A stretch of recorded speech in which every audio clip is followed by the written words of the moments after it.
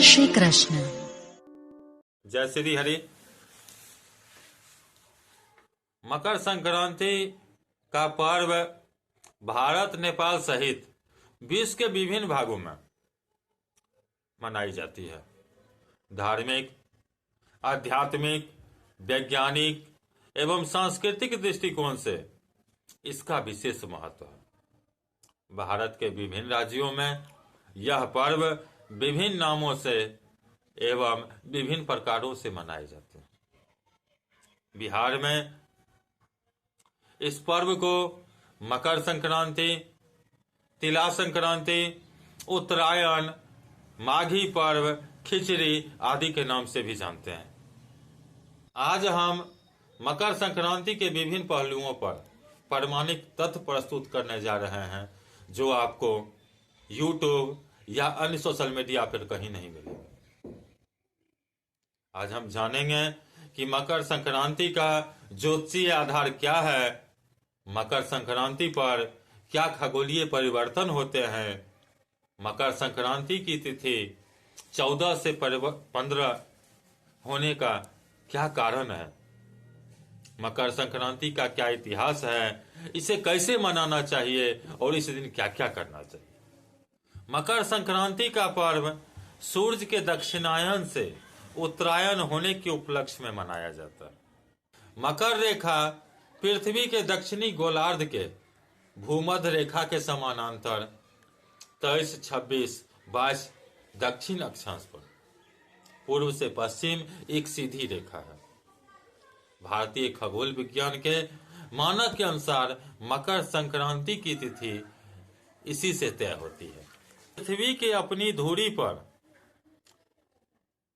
23.44 degree झुकी हुई होने के कारण 6 मास दिन की अवधि बड़ी तथा 6 मास दिन की अवधि छोटी होती है। मकर संक्रांति से लेकर मिथुन तक सूर्य उत्तरायण होते हैं तथा कर्क से धनु राशि तक सूर्य दक्षिणायन होते हैं।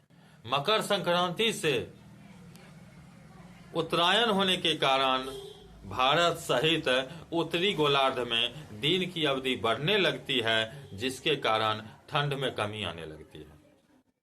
मकर संक्रांति की चर्चा पद्म पुराण, नृसिंह पुराण, श्रीमद् भागवत, महाभारत आदि ग्रंथों में मिलता है। उत्तरायण को धार्मिक दृष्टिकोण से बेहद ही शुभ माना जाता है। पुराणों के अनुसार इसी दिन मां गंगा भागीरथ के प्रयास से कपिल मुनि के आश्रम से सागर में जाकर मिली थी। इसी दिन भीष्म ने अपने प्राण का त्याग किया। इस बार वर्ष 2023 में मकर संक्रांति का पर्व पौष शुक्ल पक्ष चतुर्थी एवं पंचमी सोमवार अंग्रेजी तारीख 15 जनवरी को मनाया जाएगा। इस दिन मकर संक्रांति का प्रवेश 8:42 में होने जा रहा है। इसका पुण्यकाल प्रवेश के बाद 16 घड़ी यानी 6 घंटे 24 मिनट रहेंगे, जो 3:06 तक होगा। पिछले कुछ वर्षों से मकर संक्रांति 14 जनवरी की जगह 15 जनवरी को किसी वर्ष मनाई जाने लगी है। कुछ लोग इसे लेकर दिग्भ्रमित हो रहे हैं, कुछ लोग संशय व्यक्त कर रहे हैं कि हमने तो अपने जीवन में कभी 15 जनवरी को मकर संक्रांति देखा ही नहीं। कुछ लोग तो अपने ज्योतिष विद्वानों, धर्म गुरुओं पर प्रश्न चिन्ह भी उठाने लगते हैं। उनसे मैं करबद्ध निवेदन करूंगा कि इस प्रकार का सवाल बिल्कुल अनुचित है।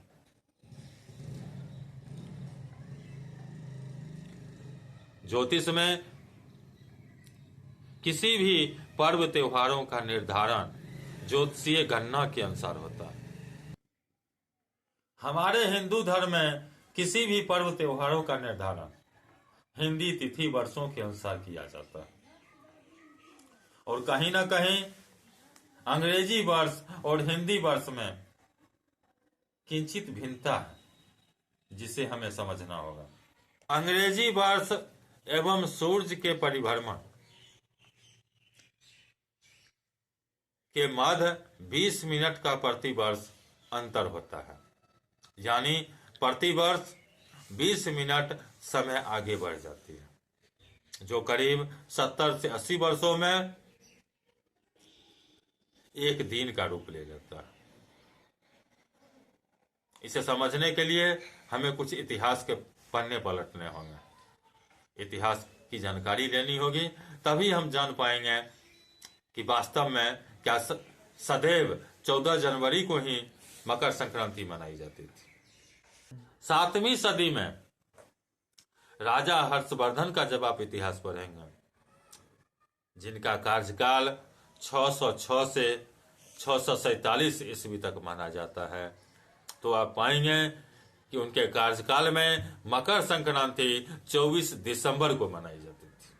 16वीं शताब्दी में बादशाह अकबर के कार्यकाल में, जिनका कार्यकाल 1556 से 1605 माना जाता है, उनके कार्यकाल में 10 जनवरी को मकर संक्रांति मनाई जाती थी। 17वीं शताब्दी में शिवाजी के जीवन काल में, जिनका शासनकाल 1674 से 1680 ईस्वी माना जाता है, उनके जीवन काल में 11 जनवरी को मकर संक्रांति मनाई जाती है। 19वीं सदी में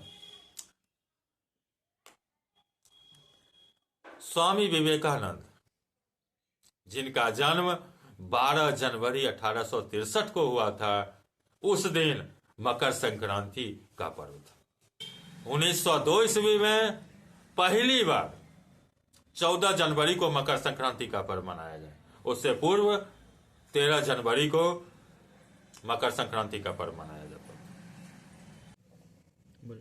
1902 ईस्वी में पहली बार 14 जनवरी को मकर संक्रांति का पर्व मनाया गया था। तब से आज तक हम 14 जनवरी को मकर संक्रांति का पर्व मनाते आ रहे थे, किंतु लीप वर्ष होने के कारण कुछ दशकों तक 14 एवं 15 जनवरी को हम मकर संक्रांति मनाते रहेंगे। उसके बाद यह अस्थायी रूप से 15 जनवरी को मनाया जाने लगेगा।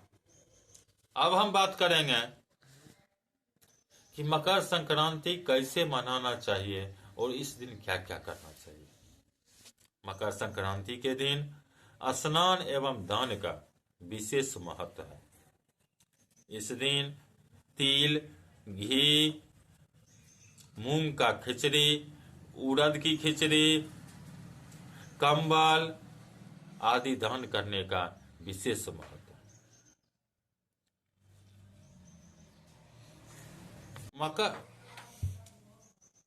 मकर संक्रांति पर्व को खट तिला पर्व भी कहा जाता है। खट तिला का अर्थ है 6 प्रकार का तिल। मकर संक्रांति के दिन तिल का 6 प्रकार से उपयोग हमारे धर्म शास्त्रों में बताया गया है। पहला, तिल लगाना। दूसरा, तिल से नहाना। तीसरा, तिल चढ़ाना। चौथा, तिल सेकना। पांचवा, तिल खाना। एवं छठा, तिल दान करना। मकर संक्रांति पर्व के दिन इन 6 प्रकार से तिल का उपयोग कैसे हम लोग करें। तिल लगाना, अर्थात मकर संक्रांति के दिन हम लोग तिल का तेल सर्वप्रथम अपने शरीर पर लगाते हैं। दूसरा, तिल से नहाना। जब आप स्नान करने जाएं मकर संक्रांति के दिन, तो जल में कुछ बूंदें तिल का तेल, या तेल उपलब्ध न हो तो कुछ तिल डाल करके ही स्नान करें।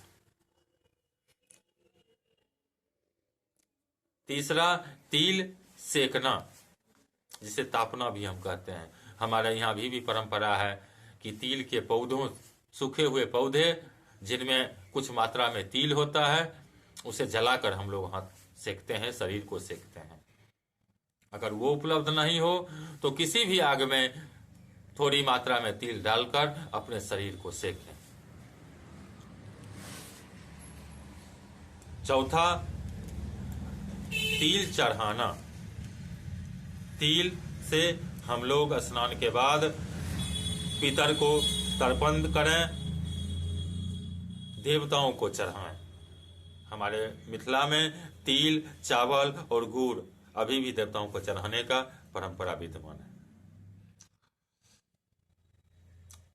तिल का दान करें एवं छठा, तिल का भोजन करें। इन 6 प्रकार से तिल का उपयोग हमारे शास्त्रों में बताया।